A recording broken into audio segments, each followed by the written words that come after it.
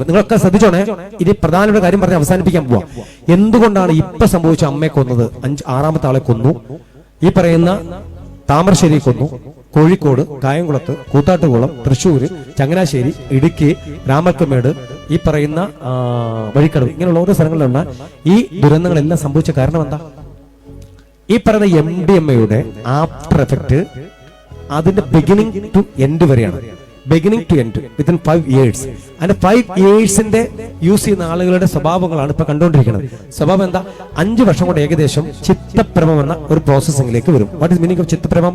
അതായത് സ്വന്തം ശരീരത്തോട് ഇഷ്ടം നശിക്കും, സ്ഥലകാല ബോധം നഷ്ടപ്പെടും, ദാമ്പത്യ ജീവിതം തകർന്നു പോകും, ദാമ്പത്യ ജീവിതം പൂർണ്ണമായിട്ടും പരാജയപ്പെടും, രാത്രി പകലാക്കും, പകല് രാത്രിയാക്കും, സോഷ്യൽ കമ്മിറ്റ്മെന്റ് നിൽക്കും, വിശ്വാസം നഷ്ടപ്പെടും, ഉറക്കങ്ങളെല്ലാം പോവും, ഏറ്റവും അടുത്ത് നിൽക്കുന്ന മാതാപിതാക്കളോട് കൂടുതൽ അക്രമ സ്വഭാവം കാണിക്കാൻ വ്യഗ്രതകൾ ഉണ്ടാവും.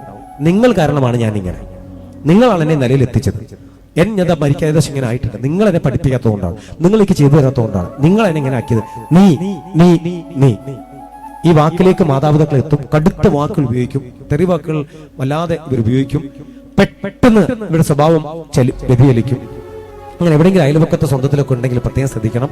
നിമിഷ നേരങ്ങൾക്ക് ഇവർ കൈ കിട്ടുന്ന ആയുധങ്ങൾ എടുത്തിട്ട് ഇവർ കീഴ്പ്പെടുത്തും, കൊലപ്പെടുത്തും. തടുക്കാൻ ചെല്ലുന്നവരെയും ഇവർ ഇല്ലാതാക്കും. കാരണം ഒരു ടോമോ മോഡിലേക്ക് അവരുടെ മൈൻഡ് പെട്ടെന്ന് കൺവേർട്ട് ചെയ്യും. ഇത്തരം ആളുകൾ ഈ 2025 കൂടി കൂടി കൂടി കൂടി വരികയാണ്. ഈ വാർത്തകളെല്ലാം നമ്മൾ ഇനി കുറെ കേൾക്കാനുണ്ട്. അപ്പൊ അത് പറയേണ്ടത്, ലോകം മൊത്തം മാറിപ്പോയിട്ടുണ്ട്. നമ്മൾ നല്ലൊരു ഉത്തരവാദിത്തം നമ്മൾ നിൽക്കുന്നത്.